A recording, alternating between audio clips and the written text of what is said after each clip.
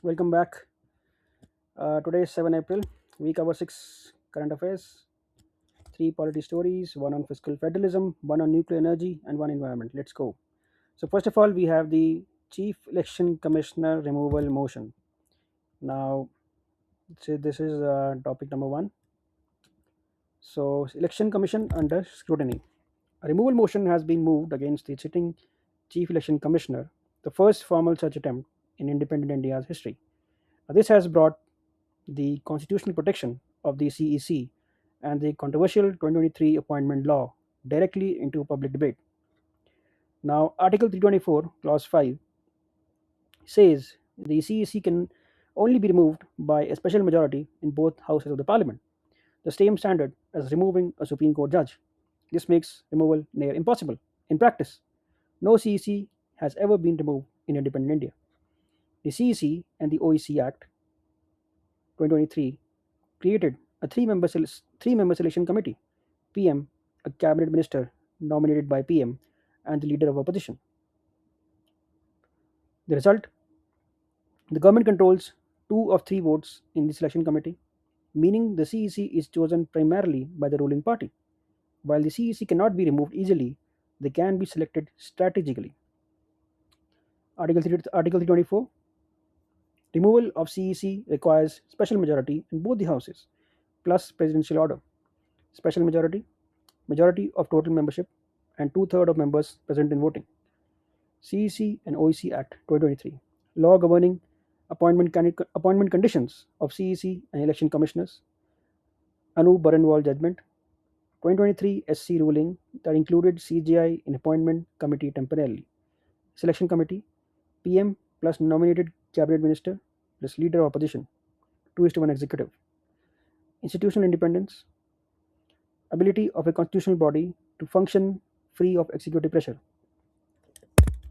Then we have the Sabarimala review, the nine judge bench, and constitutional morality. The Supreme Court's nine judge bench is examining the review of the 2018 Sabarimala judgment, where a 4:1 constitution bench ruled that the exclusion of women aged between 10 to 50 from the Ayyappa temple in Kerala was unconstitutional. The bench was expanded to cover three other religion based exclusion questions across Hinduism, Islam, and Parsi communities. The 2018 judgment by Chief Justice Deepak Mishra held 4:1 that the exclusion violated Articles 14, 17, and 25. The essential religious practices doctrine from Shirur Mutt says courts decide what is essential to a religion. Only essential practices get Article 25-26 protection. Critics argue courts lack the theological expertise for this determination. The bench covers Sabarimala, Muslim women's access to mosque, Parsi women who married non-Parsis entering fire temples, and female genital mutilation in the Dawoodi Bohra community. Essential religious practices is the doctrine that only practices essential to a religion get full Article 25-26 protection. Constitutional morality: upholding the Constitution's values even when popular traditions run counter. Article 25: individual right to freely profess, practice, and propagate religion. Article 26: right of religious denominations to manage their own affairs in matters of religion. 9 judge bench: Constitution bench examining 4 religion based exclusion questions simultaneously. Shirur Mutt is the Supreme Court case that first established the ERP doctrine. Then we have the custodial deaths, Article 21, TK Basu, and missing anti-torture law. The issue of custodial deaths occurring while a person is in state custody, either in police or judicial custody, has come into sharp focus. India records approximately about 1700 to 1800 deaths in judicial custody and about 100 to 150 in police custody annually, as per NCRB data, with structural accountability gaps remaining unaddressed. The NCRB tracks two categories: police custody deaths and judicial custody deaths. The much larger number, judicial custody, largely reflects prison overcrowding and inadequate healthcare for under trial prisoners, who constitute about 75% of India's prison population. Now, India has no law that specifically defines and criminalizes torture by state agents. India signed the UN Convention Against Torture in 1997, 28 years ago. but has not ratified it. Ratification would create binding obligations, pass an anti torture law, accept external monitoring, and uphold the non refoulement principle.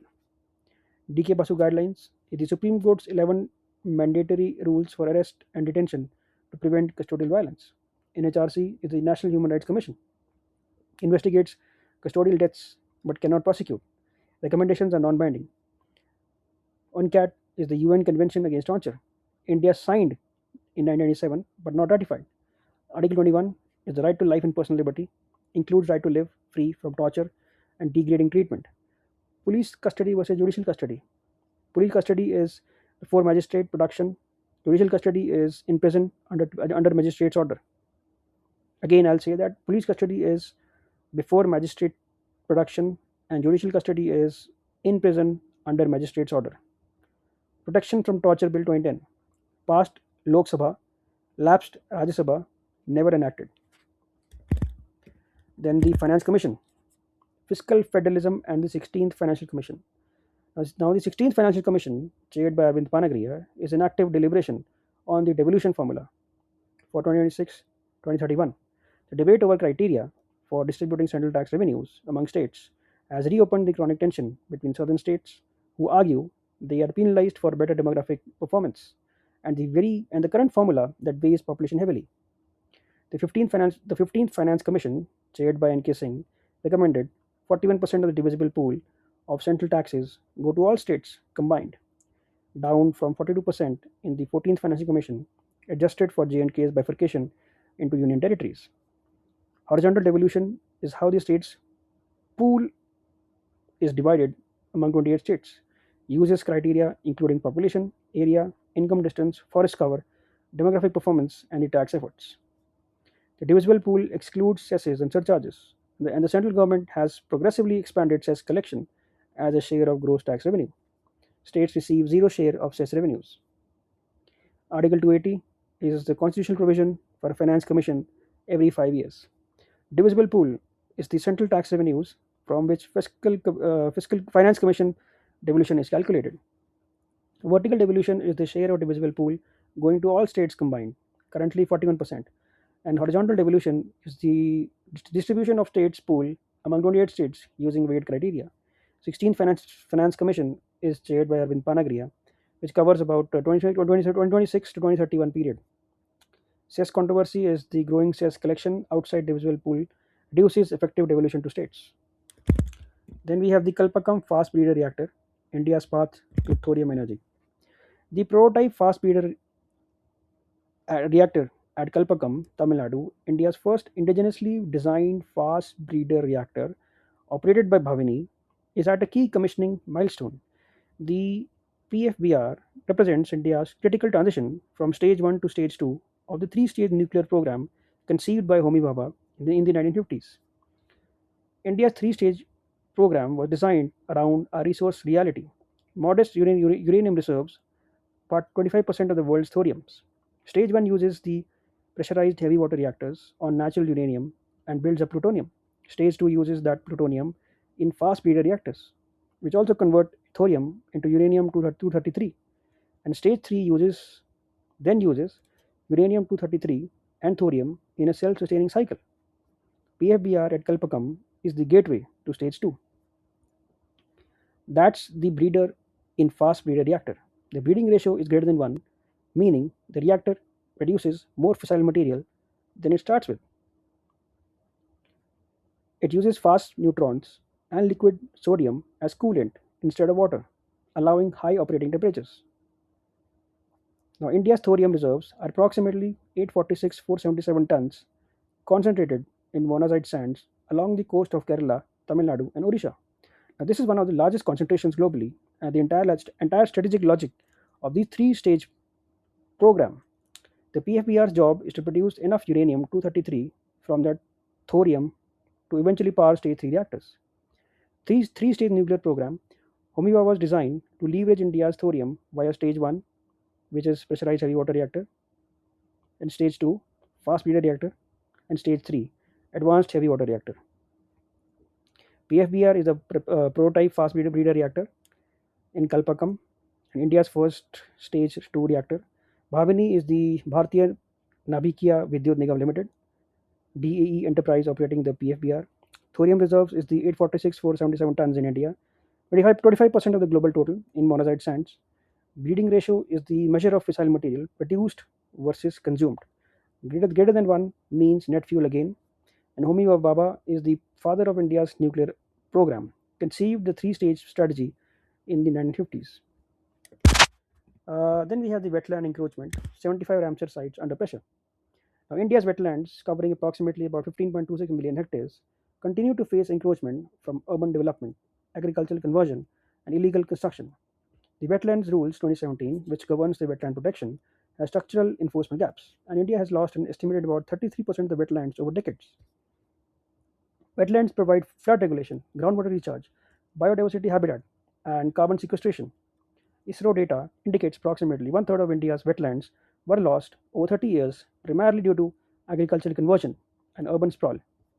Now, the 2010 wetland rules had mandatory 50-meter buffer zones around wetlands. The 2017 rules removed this requirement, leaving buffer determination to state level authorities who often define none. Now, this was a significant regulatory weakening. Now, India has 75 Ramsar wetlands of international importance, the highest of any country, including Chilika Lake in Odisha and Loktak Lake in Manipur. But Ramsar designation is international recognition, not automatic legal protection under Indian law. The site can be on the Ramsar list while being encroached if state level notifications and wetland management plans are absent. Now, Ramsar Convention is basically a 1971 treaty on wetlands of international importance. India joined 1982. Annual World Wetlands Day is February 2. Wetland Rules 2017 is the EPA 1986, Environmental Protection Act 1986, base rules governing wetland conservation.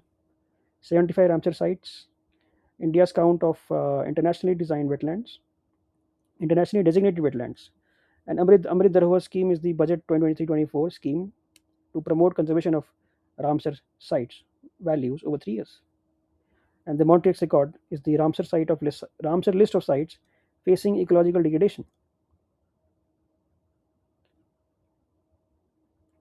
India's Loktak Lake has appeared. Ecosystem services is the benefit wetlands provide: flood control, groundwater recharge, biodiversity support, carbon storage. So that's for 7 April. 3 polity series: fiscal federalism, nuclear energy, and wetlands. Stay consistent. See you tomorrow.